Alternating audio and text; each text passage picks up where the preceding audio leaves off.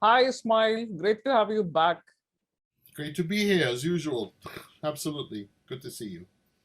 For Mhm. our readers, Ismail Butera, musician, storyteller, and a walking encyclopedia on mythology and my favorite forgotten histories and cultures. So, Ismail, we are going to cover the Bogomils, the Mhm. Cathars, and the Albigensians today, right? Mhm. Sure. So, Mhm. tell me, what are these? These are forgotten sects. What are they a part of? They were probably the last expression of Manichaean dualism that lasted into the Middle Ages. We spoke about that in the last program. Uh, the Bogomils started out in the Balkans. The Albigensians and Cathars were the development of that dualist religion that reached southern France. They were called by various names: Cathars, Albigensians. In the Balkans, the original was called Bogomil. And Bogomil it was the name of the priest who founded this ideology in the 10th century.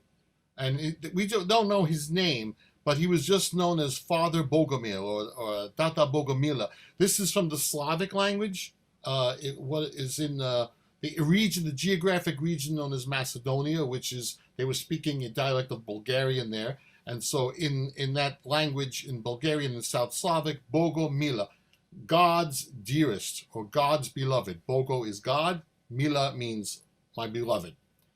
Right. That's how they started there for sure. And I'll go on to tell. These were also persecuted sects? They were all persecuted. Yes, they started out in the Balkans. I'm going to give a little geographic and historical background as to why this ideology took root there and became so prominent and actually somewhat powerful. Um, they were persecuted, yes, harshly, harshly. They were wiped out, virtually wiped out. Yeah. So, Ismail, first of all, make us understand. We just recently did a video on Manichaeism. So, what is the transition from Manichaeism to Bogomils and Cathars? Dualism, as we spoke about in the last program, um, began based on Persian Zoroastrianism, which is a dualistic concept in nature, the battle of good and evil, God versus the devil, which you have also in the Abrahamic faiths. They believe that actually came out of Zoroastrianism in that. Many sects developed in the Middle East, the time we spoke about the Fertile Crescent region, the wars between Persia and Rome, and people were looking for a new expression of religion.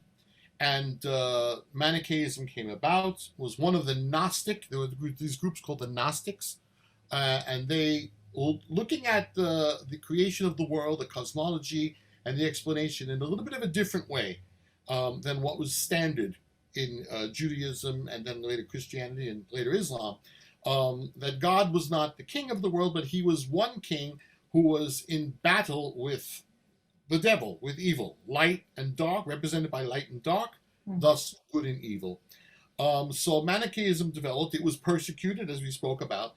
And what I believe, well, historians believe, is that there were some remnants still in the region. There was a group in what is now Eastern Turkey, Armenia, called the Paulicians, and they were considered to be Manichaeans. And they were being persecuted by both the Christian clergy there and then later by the Muslim conquerors who came after the 7th century. So we know the Islamic Arab invasion of Persia destroyed Zoroastrianism, right? And many Zoroastrians fled. Most of them went east and south into India, where today they're known as the Parsis, right? They're a thriving community there. And they were able to maintain their religion. Others, however, had to go somewhere, and it's believed that many of them, like the Paulicians, these people who were Manichaeans in Armenia, fled and they went west and they went into the Balkans of southeastern Europe. Very mountainous region, an area where you could go and build a little monastery or something and nobody would bother you as long as you stay by yourself. They were seeking refuge, basically, from all the chaos and turmoil in the Middle East. And then there's reasons why their ideology took root in the Balkans, Very interesting thing there. I've always wondered why the monasteries were in such remote areas, but now that you explain it, they were basically, hiding. They were hiding. They were hiding. The persecution, basically, um, by all the mainstream religious powers. Whether it was Constantinople, Christianity, they were persecuting people at the time, and then the Persians were persecuting, and then later the Muslims were doing it. So that's why you have these monasteries in Turkey. They have a place called Cappadocia where the churches are inside caves. You see Right. them inside caves. In Lebanon, they're high up in the mountains, Right. And the same thing in the Balkans. You find these people who came and brought this dualist idea in like the 8th or 9th century. They went to places that were way up in mountains, the places where, people couldn't really get them. I mean, when you're living in a place like the Fertile Crescent and it's the cradle of civilization, you have trading cities and commerce, you don't know when somebody's going to come to your door and knock and say, come with us, we're going to question you about your heresy. But at least in the Balkans, even though they were being inundated by numerous invaders and plunders after the fall of the Roman Empire, from the 5th century till about the 9th, it was really chaotic there. It was quite terrible. And at least you knew, well, the Huns are coming. Okay, let's get ready for them at least. At least you knew somewhere. Doesn't mean you were going to fare any better. So Manichaeism influenced these priests, these politicians who went into the Balkans, okay? And they started to preach there. And the question remains, why did Bogomilism become so popular there? I'm just going to read a little bit from a book here, a little text, and it'll explain something. Let me give you a background about the Balkans, which is an interesting part of Europe, and yet it was always not part of Europe. It was known in ancient times as the ancient Europe. It was the old Europe, was considered the Balkans by peoples living in the Middle East and the Persians, right? The Turkish name Rumeli, which means Little Rome. It was part of Rome, so it was always considered to be Europe. But in Europe, it was not part of Europe. It was always something else due to the invasion. I'm just going to read a little bit just to give you a background of the Balkans. And I want to explain this so this way you get an idea of why this religion took root and became so popular there. Okay? In this southeastern corner of Europe, I'm sorry, this is an old-time life book called The Balkans. This was a series. They were very good. But the writer is very good here. In this southeastern corner of Europe, men and nature have conspired for centuries to make of life a hell. Romans, Goths, Huns, Avars, Slavs, Magyars, Byzantines, Tartars, Turks, Phoenicians, Austrians, Russians, and Germans have all campaigned in these hills, burning, plundering, and killing. In the Balkans, history is a chronicle of atrocity inflicted by the enemy and atrocity endured by friends. The Balkans are a part of Europe, but they are another Europe, disordered, far from prosperous, irrational in their violence. These hills and valleys are Europe's dark and bloody ground. But for the men of the Balkans, the dark and bloody hills, the valleys, are their earth, their past, their blood, their crime, their affliction. A sanctified land that is their own. Other lands are richer and more prosperous, more populous. Others have been luckier. In other lands, men have tamed life and tried to make it a thing of easy calculation. Not so in the Balkans. There, a few lucky periods aside, men have not prospered for 2,000 years and more. There, men have been uncommonly brave and strong, and still have been defeated. There, men have been industrious and wise, and still have been broken by the terrible reverses of human affairs.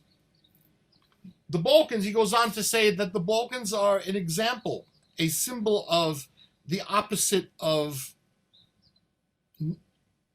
progressive optimism. It's the complete opposite. Things that happen in the Balkans always remind us that, gee, everything is going good, everything is wonderful, everything is positive, but one day it all falls apart. And we saw that in the 90s in the Balkans, did we not? It just fell apart one day, And this is something I think we can also quote the German statesman Otto von Bismarck, who said in the late 19th century, commenting about the competition between the European powers, this thing is going to blow up one day. He did predict World War I. It's going to blow up one day, and some damn little thing in the Balkans is going to start it all off. And he was right. It was the assassination of the Austrian Archduke in Sarajevo in 1914, and it started World War One. So Europe, if this little Europe, this old Europe, is kind of a microcosm of what can happen in Europe as a whole.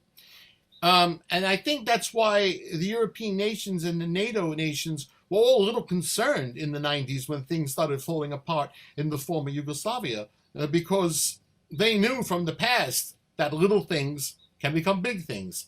And that's what will happen with this Bogomilism.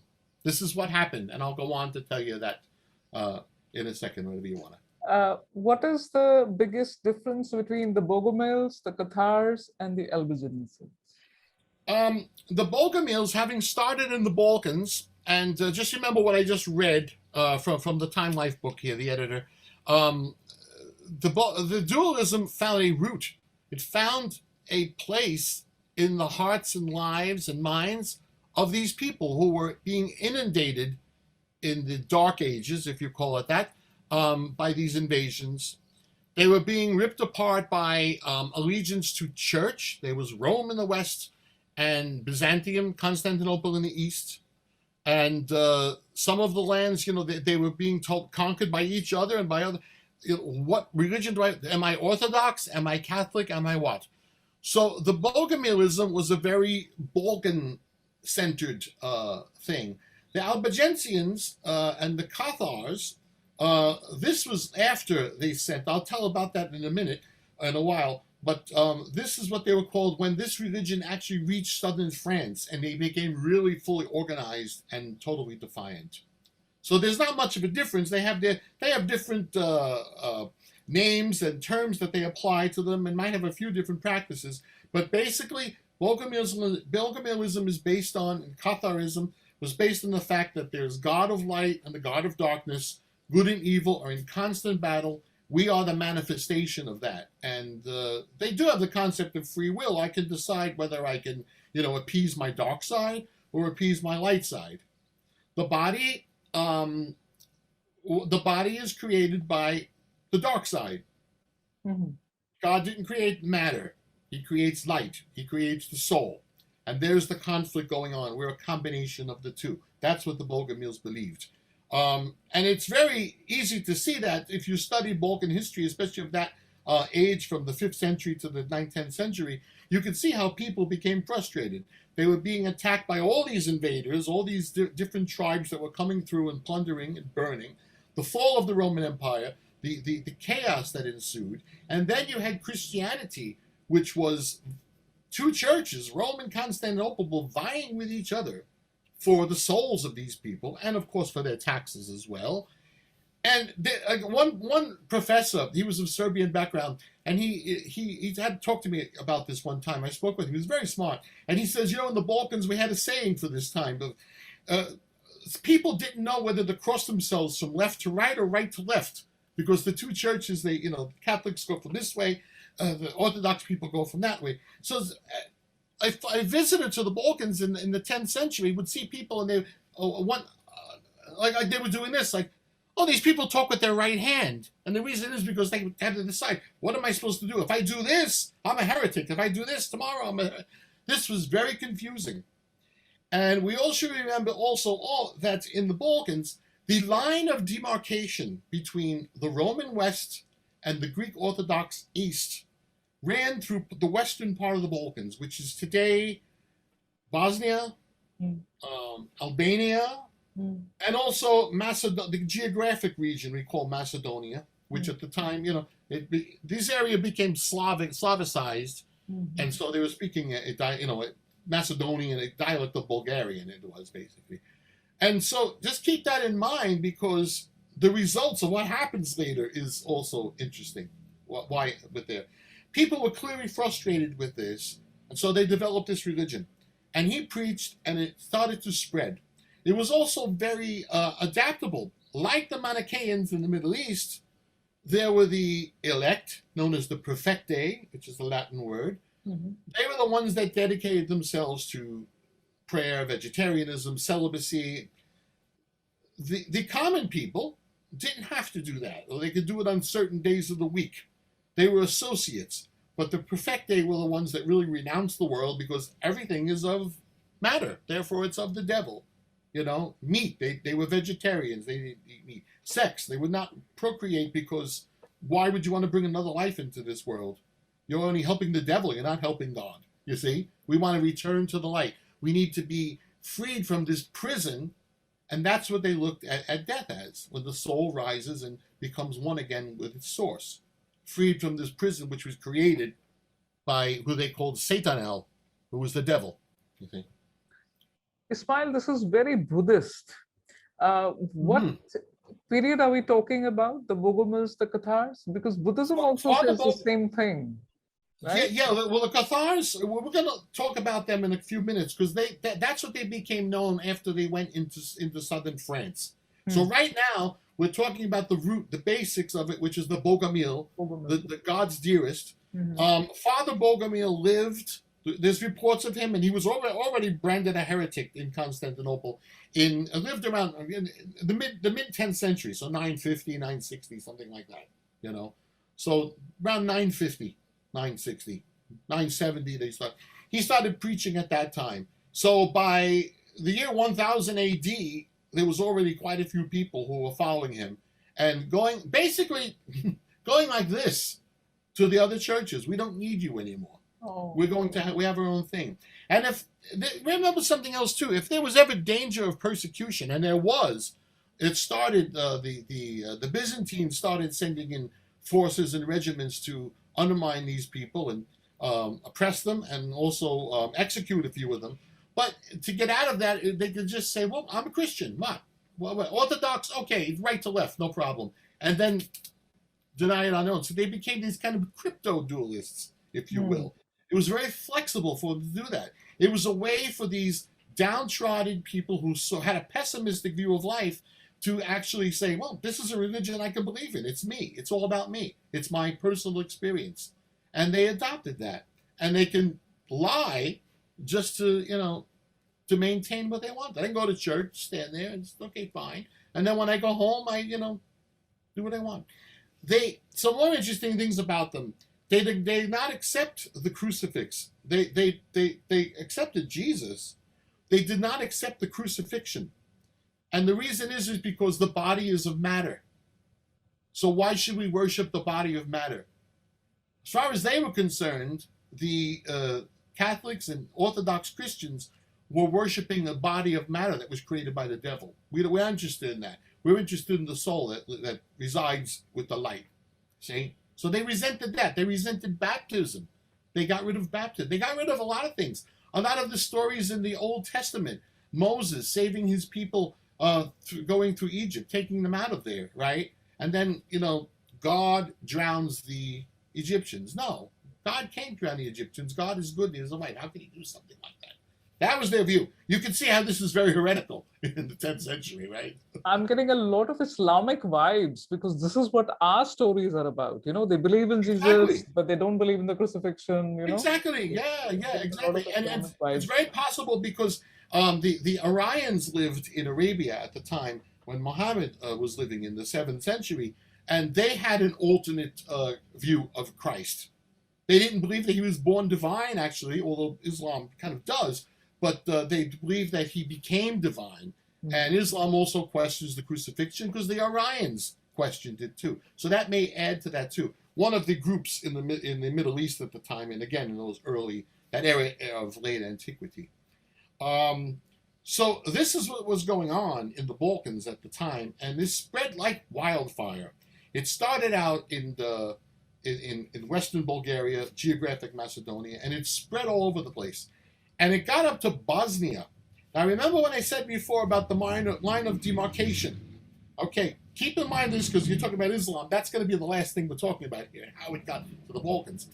It got up to Bosnia, and certain Bosnian princes, you remember, they weren't countries at the time. They were kingdoms. So there was a lord of Bosnia. There was a king of Croatia. There were different dukes and duchies in Albania and places like Serbia.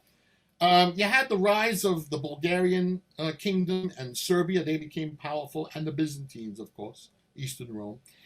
And in Bosnia, it got really some of these lords and some of these dukes converted and became out Manichaeans and protected their people with that. They weren't hiding it. And something developed there known as the Bosnian Church. So there was Constantinople and there was Rome, but now there was the Church of Bosnia. And historians are still arguing about it and discussing it and debating it. But again, it had that attitude that we're a Christian church, but they were out and out dualists. I mean, their church didn't teach what Constantinople and Rome. They weren't teaching Nicene Christianity. And they were looked at as being heretics. This was alarming to the rulers in Constantinople and the papacy in Rome. And tension developed, of course. There were a few massacres in the Balkans. The Pope supposedly sent two prelates, two bishops, to discover what was going on. I think it was in the town of Zadar on the Dalmatian coast. I'm not sure. I had to double check that. Or Zara, as it was called then. They came out and they went to question, the priests. They're like, what is this going on? What is this heresy stuff? What is this dualist stuff? And the people came out. The town came out and was so angry. They took the two bishops and they threw them into this huge well. They had large wells in those days, that community wells where people can draw water. They threw them in the well. So it was starting to get violent and pretty political. So there was a problem there. Of course, there was retaliation, and that's when the West started sending in the various regiments and groups of knights to go in, and there were quite a few massacres. So with that, the Bosnian Church, powerful now, and right, so this is like about the 1100s or something like that, started to send missionaries west. They sent them to Italy and to southern France, where this religion spread like wildfire. There were whole towns, especially in southern France, there were whole cities where the lords and dukes of those cities openly converted to Manichaeism, Bogomilism, this form of Manichaeism, right? And this, of course, was defiance of the church. And in those days, the church had the power. It ordained kings and it ordained your life. So you couldn't do that. Well, this was a little too much. And finally, in 1208, the Pope declared a crusade against these people, who in southern France were called Cathars and Albigensians. Cathars,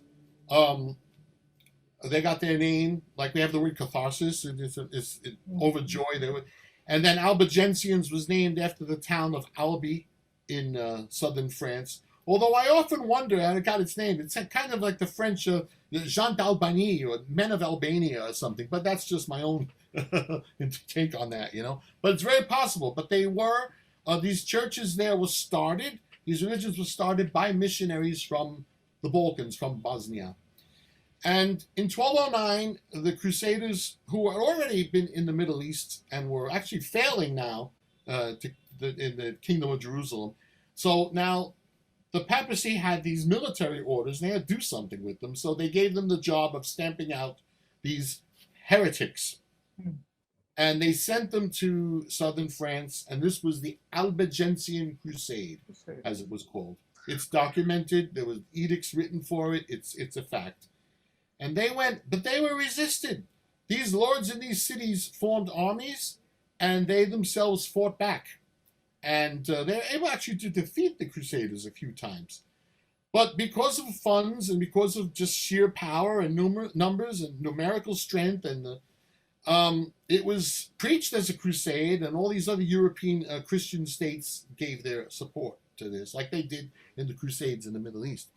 And they finally were able to, after quite a while, they were able to finally defeat the Bogomil, the Cathar Albigensian cities. And they committed some horrible, atrocious acts. In the siege of Béziers, for example, in a city in southern France, a town in southern France, they laid siege to it, and then the city surrendered. And they thought that the people inside thought, well, we could just profess that we're Christian, they're going to let us go. And the general said to the abbot, to the representative of the church there, he said, But we don't know who's Cathar, and we don't know who's Christian. They lie, these people. The Abba thought of it, and he said to him, kill them all, for God in his wisdom and his knowledge will know who his own are. So they say 20,000, maybe 14,000, but definitely upward of 10,000 or more people were massacred that day. One of the last strongholds was the town in southern France of Montségur, and there, again, a siege.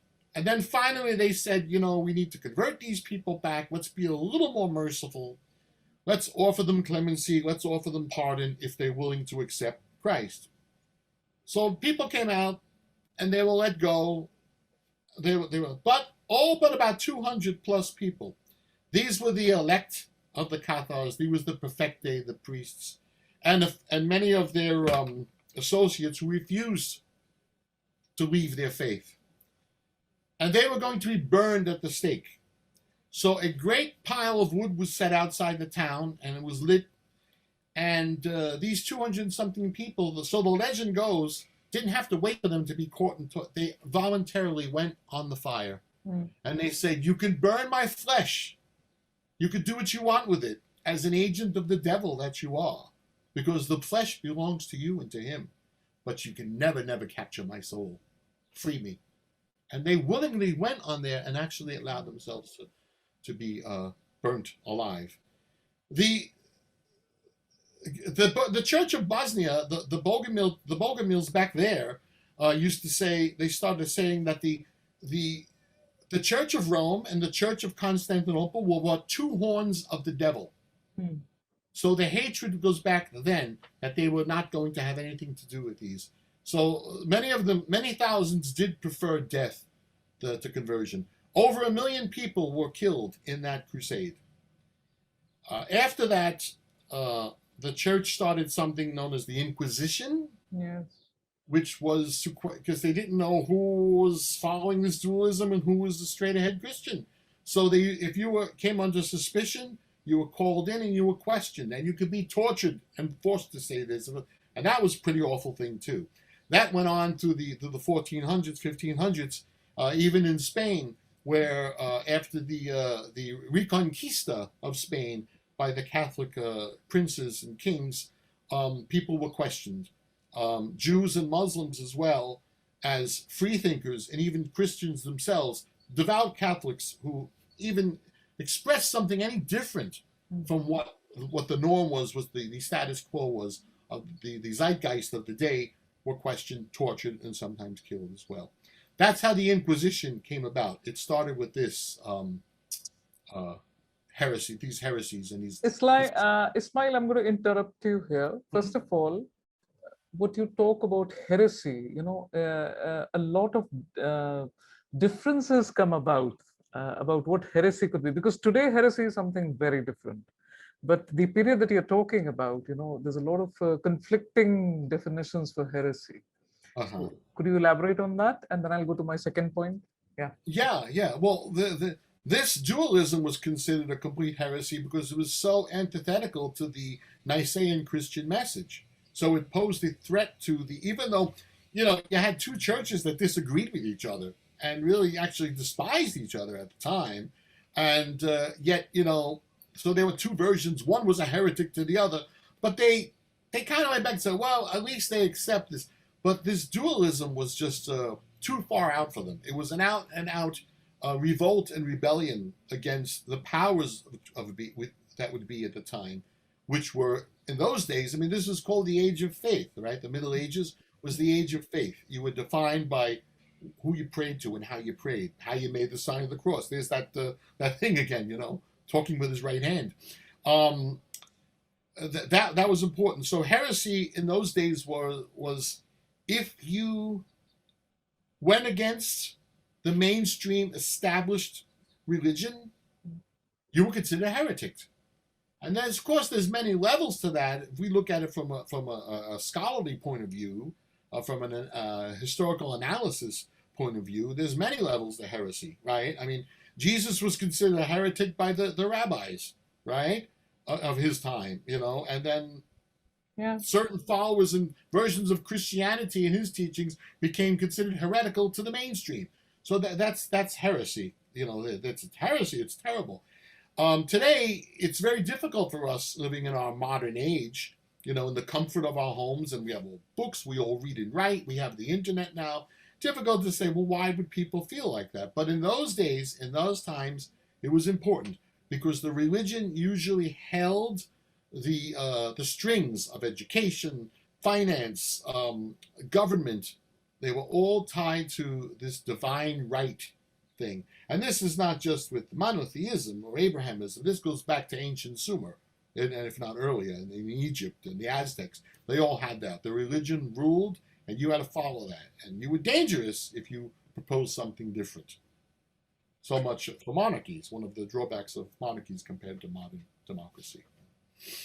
What you tell me about the church, killing so many people. The Roman Catholic Church is responsible for a lot of massacres. Mm-hmm. Has it ever apologized for it? I believe they have. Recently, this recent Pope Francis, and I think the other one before him from years ago did. Since the 60s, they've kind of there was the Vatican Council too, and they did enumerate these various things, these atrocities that were committed with the backing of the church. They did acknowledge it. Probably, I don't know how much more they can acknowledge because it's something with the past. They did acknowledge it. This most recent Pope definitely did. He did talk about that. The treatment of the Jews, for example, anti-Semitism, the Inquisition. He even expressed it to the Islamic world too. He expressed what they did wrong with that. How much do they? Nice if the Islamic world did that back. How much do they mean it? Because they pardoned Galileo also recently, right? Right. How much do they mean it? Because I feel it's because they have dwindling populations of the churches now. It could be a possibility that they're trying to bring in, there's a lot of pressure from believers that the church needs to, especially after the priest scandals and all. So how much do you think they mean it? How much do you think they mean it? I don't know. I can't say myself how much they mean it, but I think at least by making this statement, it's a start. And I think the followers and the believers can take that out and actually expand on that, I think it also brings up the question of, do I, as a believer, do I want to belong to this and be part of this? Can I condone this? Can my conscience allow this? That's the thing. And that's something we can learn from this, is that these people, these Bogomils, these Cathars, these Albigensians, these so-called heretics, they lived according to their conscience. They didn't hurt anything. They didn't kill anything. They didn't believe that their God was capable of something like that. So they lived this very, very pure life. They gave charity, and they expressed that. And yet they didn't believe in violence, although the princes and the kings who did adopt it certainly would defend it. But they themselves did not. And maybe that's a reason why they were exterminated, too. That's the other side of it. But using their conscience, some historians call this Europe's first Protestant movement, Reformation started there, The influence that they left on Europe was very interesting. When they were being repatriated with the churches, the church had some orders, like the Franciscans or the Jesuits, right? And they would go and speak to these people and try to get them, and they were in a more calm and peaceful and loving way. And if you look at the Franciscans, it's very interesting, because Saint Francis is always pictured in a robe with a rope around the robe. Well, this is how the Bogomils Perfecta used to dress. He loved animals, and they are known to be very kind to animals. Like in India, who built ashrams for animals, the Bogomils used to take in stray and wounded animals and birds and help them. There's a story of them helping a bear. They actually raised a bear. There's a famous story. in Western Macedonia, there's a story about a man who used to protect bears. So they used to do these things. So a lot of these practices were then adopted by these orders, and so gave a very, very human side and compassionate side to this. And this influenced Catholicism in these orders. And then they went on, of course, when they went to the Americas, they also expressed that to a lot of the native peoples and that type of thing. But the eating of fish, for example, a lot of people don't know this, but in Roman Catholicism, on fast days, you were not supposed to eat meat. You had to eat fish.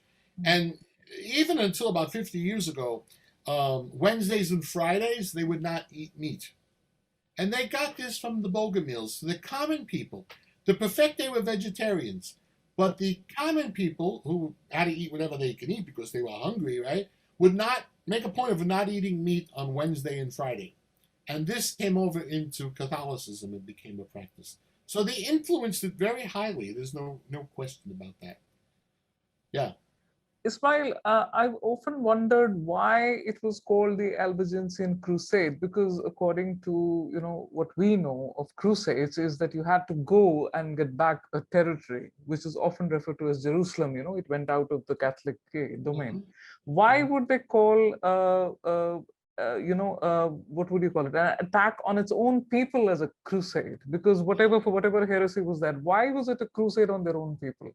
It was a crusade. Get back to, yeah. A good question. But it's if you look at the circumstances, they were not considered their own people anymore. They were considered heretics. They were considered worse than Jews or Muslims. Jews and Muslims at least believed in the same God, and they accepted. Even the Muslims accepted certain elements of the Gospels in the Bible. They're mentioned in the Quran, right? These people didn't. They didn't. They said, we're not interested in the cross. We're not interested in turning people to stone or destroying cities or blinding people. That's ridiculous. How can you say that my God can do that? And that was considered heretical because you really went against a lot of the basic teachings. So by doing that, you put yourself out of the realm of Christendom, and therefore they can call it a crusade. If it was just like a war against the Orthodox East, well, they can invoke God to say that we're Catholic and they're Orthodox, both of which are Greek words which mean pure and true, right? Orthodoxus and Catholicos, they're Greek words. They all mean the similar thing. But you could do that and say, oh, they crossed themselves wrong. Let's go to war with them and let's take over this part of Albania, or let's take over this part of Bosnia and bring it back to the true faith. But it wasn't a crusade because they believed in the same thing. But these people really, they were so, we don't want no part of you. We don't want nothing to do with this. This is hogwash. We're something else. And that's why it was called a crusade, because we have to, bring them to the fold of the truth, basically. That's what they had to do. Any remnants of Bogomils, Cathars, and Albigensians today? They survived until maybe the 1500s at the latest in Europe. Again, in the Balkans. And that brings me now to the point of talking about that western portion of the Balkans, that line of demarcation. When the Ottomans started coming in the 1300s, right? There were some Sufi mystics, they say, in the later 1200s as well.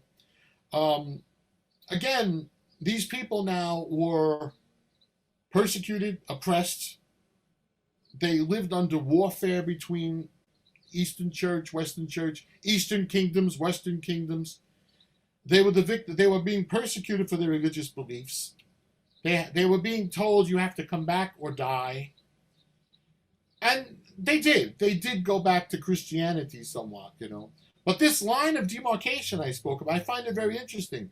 Bosnia, the region there known as the Sanjak, Western Serbia, Albania, and Macedonia. This is where you have the highest incidence of people converting to Islam after the coming of the Ottomans. And many of them did it not because they loved the Ottomans. They fought the Ottomans tooth and nail. If you read the records of the revolts of the Bosnian kings against the Ottomans, of the Albanians under Skanderbeg, for example. 25 years he fought them. And there were in their ranks predominantly Christian, but there were also already converted Muslims in them. They wanted their language, they wanted their culture, they were defending that, But they converted for two reasons. Number one, the taxes were easy, much lighter than what either Constantinople or Rome was charging. And they didn't have to profess anything. They didn't have to cross themselves anymore. And to a Bogomil, I'm not going to cross myself because that's a symbol of matter and the devil. I don't want no part of that. So they didn't have to do that anymore. And this may be one reason why you see, if you look at a map and you say population by religion, it's this western part of the Balkans, not the part near Turkey, where you think it would be closer. It's this western part of the Balkans that you see. Also, the other place in the Balkans where there was a high incidence of conversion was in southern Bulgaria, and that is the region where Father Bogomil and the early Bogomilists lived and preached. That's in the southern Rhodope Mountains. And some people say these people there, they're known as the Pomaci or the Pomaks, and they converted to Islam. Again, very light in the old days. They continued to drink wine. They still have customs that are completely, not even Christian, but pagan. They have ancient pagans that they take part of, but they converted to Islam. If in name only, at the time, just as an escape from the persecution, and they didn't have to pay taxes. Well, what happened under the Ottomans, under an Islamic power? You convert to Islam, you can enter the army, you can become a lord, you can become what they call the pasha or a beg, right? You can rise in power. Now, by my conversion, you kicked me around for 500 years. Now it's my turn, and I can do the same. So that was a reason why, I think, or some reasons why, I think. But if you look at a map and you see where the Muslims are in the Balkans, they're in this little part of southern Bulgaria, and they're not Turks. Some people mistakenly say, oh, they're Turkish. They're not. They're Pomaks. In fact, they don't look Middle Eastern at all. In fact, a lot of people said that they look Celtic. They've got red hair even. They may even have Celtic blood. And also in the Western Balkans, which is Albania and Bosnia, you see this high preponderance of people having converted to Islam. And the Islam there for centuries was a rather tolerant Islam. It was Sufi-based and very personal. It was a thing where people would profess Islam and maybe go to mosque once a year on the Eid festival, or they call it Bayram, but go to church on certain saint days and light candles. Maybe they won't stay for the mass or stay for the service. They'll go in and light candles and acknowledge Jesus like this and then leave. I've seen this myself, and it's in this day and age. I've heard of it. Yeah, and now you had this in India at one time too. You definitely had this, yeah. That type of thing. So, and it's very difficult for those people today to, although it's becoming a little more influenced. A lot of people look at the Islamist movement they don't understand caliphates. They don't understand Sharia law. They don't understand. I met people, my mother's of Albanian background. I met people of the Albanian community. They didn't know if they were Sunni or Shia. Mm-hmm. They didn't know. Oh, yeah, you pray like that. I think you pray like this. I think, yeah, And they would do the avdes, or they call wudu in Islam, where you wash and everything. They would just do 3 times on the face and say their prayer. And that's old Manichaean stuff. That's old Bogomil stuff. That just put water on the face 3 times, and that's all you need to do. That was their avdes. That was their ablution. So when the Muslims came and they said, this is what you do, fine, no problem. We do that already. I love it how, aspects of Bogomils and Cathars and Albigensians have survived over the ages, because in the end, it's the spirit of the message which was supposed to exactly. continue. So and I like to make these connections. Yeah. I like to make these connections in history between the now and the then. I like to make those connections. So it survived. In some ways, it survived. And if you do some research and you work with some of the Balkan communities, and especially in these Muslim communities, I've done this for years. And you'll find, I mean, they're still telling the ancient stories, and you hear even people who were involved in somewhat religiously, even people that were members. I met people who were members of the dervish and the Sufi orders, who, I mean, they drink, for example, which is considered haram. They have no problem drinking, and when they do it, they also have ceremonies where they have wine and bread on the table. And when you go to join the order, this is what the Bektashi do. You go and join the order, you have to swear over bread and wine. This is like Christian consecration. They do the same thing. And the Bogomils did this as well, you know. So it's very different from standard Islam. And I think a lot of it has to do with the fact that these people were not only trying to save their culture and their languages. You know, the Albanians and the Bosnians speak their own languages. They did not speak Turkish. You know, they didn't automatically speak Turkish. They spoke Albanian, or they spoke Bosnian, which is South Slavic, or the Pomaks spoke Bulgarian, they still do. And also, they kept a lot of these traditions and customs and this mentality like that. Mosques in Bosnia and in Albania, in Kosovo, and places like this, they're not huge. They're not these big structures and dome like you see in Iran or in India or in Pakistan or in Morocco. Beautiful structures, of course. They're small, they're tiny, and some of them you would never even think it. You think it's just a big house.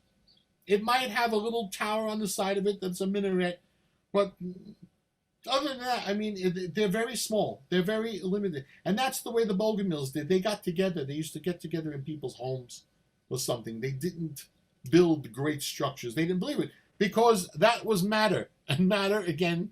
It's made by man. Man is matter made by them. So I'm not going to build this tendency to build small and keep it simple. See, that's how I see it. You know? Yeah, these are the connections. Kind of like the Puritan churches in New England, right? Yeah. They did go back to that too. That kind of, and Protestantism may have been influenced somewhat by these Albigensian Cathars, these heretics of the day. You know, there was a group called the Waldensians. They got up to Germany. I think they were somewhat pseudo-dualist in their teaching, and they also were very plain when it came to religion. You know, and then you got extremes like the Anabaptists who came to America. Actually, many of them, they were persecuted in Europe too by both Catholic and that by now the Lutheran Protestant churches. And they have a people in Pennsylvania, right here in Pennsylvania. On the Amish. They're fascinating. They still live now like they lived in the 1700s. True. They don't even have buttons on their clothes because that's a symbol of like wealth and nobility. Whatever portrait I've seen of Martin Luther, he appears in the robe and the rope tied around. Is that true, right? Yeah. He was a priest. He was a monk, actually. He was a priest, educated, very educated one, yeah. He was very devout Catholic, but he just thought a lot, I guess, and he too was considered a heretic in his time. He was a heretic. Protestantism was a heretic, you know. It wasn't until you talk about the church that they ever apologized or they said this and that. It wasn't until about, I don't know, 20, 30 years ago that the church actually allowed the writings of Martin Luther to be on their bookshelves in the library in the Vatican. Sure. Now you can go there and you can research Martin Luther and John Knox and Erasmus. For centuries, you could not, you know. So, you know, it's an interesting thing. So, Bogomils, Cathars, and Albigensians, the heretics of the Middle Ages. We need to do an episode about heresy. One of my favorites, you know, we need to incorporate all the heretic traditions. My favorite, the Islamic heretic traditions too. So we'll do one segment there. Right. Thank you so much, Ismail. As usual, a lot of information, very informative episode. And it's great to have you on the show. It's always great to be here. And let me just add one thing there. As you see, this became so big in Europe. Little things, like Bismarck said, little things become big things. And the Balkans. And I can see why people were a little bit surprised and concerned in the 90s. Because are we going to do this next? They're doing it in a smaller scale. Is this World War III? People are actually talking like that. Because that part of Europe does represent that. And as a lover of history, sort of historian myself, I like to look at patterns. What's the pattern in India? What's the pattern in the Middle East? What's the pattern in the Americas? What's the pattern in the Balkans in Europe? You know, because these things will keep repeating themselves. History is not us today and them yesterday. No. History is ongoing. because tomorrow we're going to be the history. That's Yeah, true. I see that. One of my friends wrote an article about the Balkans. I'll share a link with you, and it's amazing how he's been able to see this pattern also, this volatile, region as you described it today. So I'm sure he's going to be very happy to hear you talk about the Balkans. Sure, yeah. Anything, anybody can write me too. Go to my website and my emails. I'll send you the email. Just send write me anything. I'll put it there in the description. Thank you. Okay, Thank very you. good. Thank you. Thank you as always. It's always a pleasure. Thank you, folks. Thanks for putting up with me.